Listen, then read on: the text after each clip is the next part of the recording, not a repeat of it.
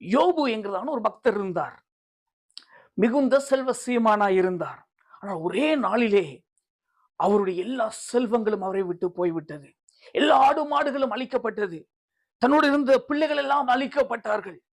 அவருக்கு சிறைச்சாலையை போன்றதான ஒரு வாழ்க்கை அங்கே காணப்பட்டது. ஆனால் கர்த்தர் ஏற்ற வேளையிலே யோபுடைய சிறை இருப்பை திருப்பின போது அவர் இரட்டத்தனியாய் ஆசீர்வாதங்களை பெற்றுக் கொண்டார். ஆம் பிரியமான கர்த்தருடைய பிள்ளைகளே, ஒவ்வொரு ஆவிக்குரிய மனிதனுடைய வாழ்க்கையிலும் கர்த்தருடைய வசனம் நிறைவேற வேண்டுமேயானால் அங்கே குறித்த காலங்கள் இருக்கிறது. அந்த காலங்களை எல்லாம் அவர்கள் தாண்டி வர வேண்டியதா இருக்கிறது. இதை கேட்டுக்கொண்டிருக்கிற எனக்கு அருமையான கர்த்தருடைய பிள்ளைகளே, நாமும் கூட கர்த்தரண்டைக்கு நாட்களை திரும்புவோமாக. கர்த்தருடைய வசனங்கள் நம்முடைய வாழ்க்கையை புடமிடும்படி ஒப்பு கொடுப்போமாக. அரணுக்கு திரும்புங்கள், கர்த்தர் இரட்டிப்பான நன்மையை தருவார் சொன்ன வார்த்தையும் பிரகாரமாக கர்த்தருடைய வார்த்தைகளை பிடித்துக்கொண்டு, கர்த்தருடைய வசனங்களை நாம் பிடித்துக்கொண்டு முன்னேறும் போது கர்த்தர் நமக்கு உதவி செய்கிறார். ஆமா, நம்முடைய அக்கிரமங்கள், நம்முடைய பாவங்கள் எல்லாவற்றையும், நமக்கு வர வேண்டிய தண்டனைகள் எல்லாவற்றையும் கல்வார் சிலுவையிலே ஆண்டவராய் இயேசு கிறிஸ்து சுமந்து இருக்கிறார். நாம் பாடுபட வேண்டிய இடத்துல இயேசு கிறிஸ்து பாடுபட்டு இருக்கிறார். அவரே நாம் நோக்கி பார்ப்போம். அவரிடத்தில் சகலவிதமான இரக்கங்கள் உண்டு, மன்னிப்புகள் உண்டு. அவர் சிந்தின இரத்தத்தின் மூலமாக நாம் கேட்டுக்கொண்டிருக்கிற எனது அருமையான தேவ பிள்ளையே, இந்த சிறைச்சாலையை போன்ற நீ உணர்ந்து கொண்டிருக்கிறாயா? உன் வீடே ஒரு சிறைச்சாலையை போல் காணப்படுகிறது. நீ மனவேதனைப்படுகிறாயா? எந்த இடங்களில் சென்றாலும் நிம்மதியிலே என்று நீ வாழ்ந்து கொண்டிருக்கிறாயா? கர்த்தராகிய இயேசு இரட்சகரை நோக்கி பார். கல்வார் சிலுவையை நமக்காக ஜீவனை தந்தவரை நோக்கி பார்.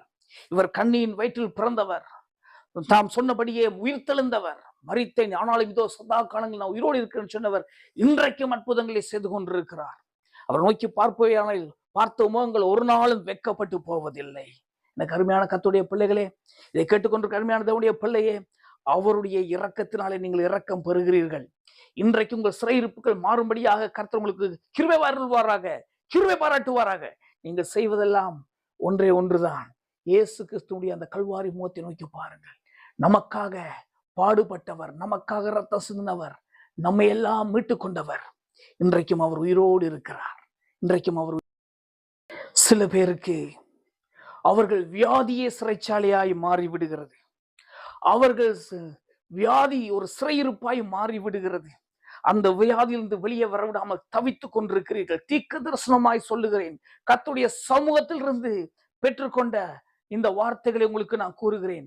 வியாதியோடு கூட சிறையிருப்பை போல் இருக்கிற நீங்கள் இந்த நாட்களே நசரேயனாகிய இயேசு கிறிஸ்துவினுடைய நாமத்தினாலே, அவர் கல்வார் சிலுவையிலே சிந்தப்பட்ட இரத்தத்தினாலே, அவருடைய தழும்புகளாலே குணமாக்கப்படுகிறீர்கள். ஆம், எனக்கு அருமையான கர்த்தருடைய பிள்ளைகளே, செவ நேரத்தில் ஆண்டவர் சொன்னார், இதோ இந்த வார்த்தைகளை சுக்கூறு. அந்த ஜனங்கள் எப்பேற்பட்ட சிறையிருப்பாய் இருந்தாலும், எப்பேற்பட்ட சூழ்நிலைகள் இருந்தாலும், எவ்வித வியாதியா இருந்தாலும் அவளை நான் குணமாக்குவேன் என்று சொன்னார்.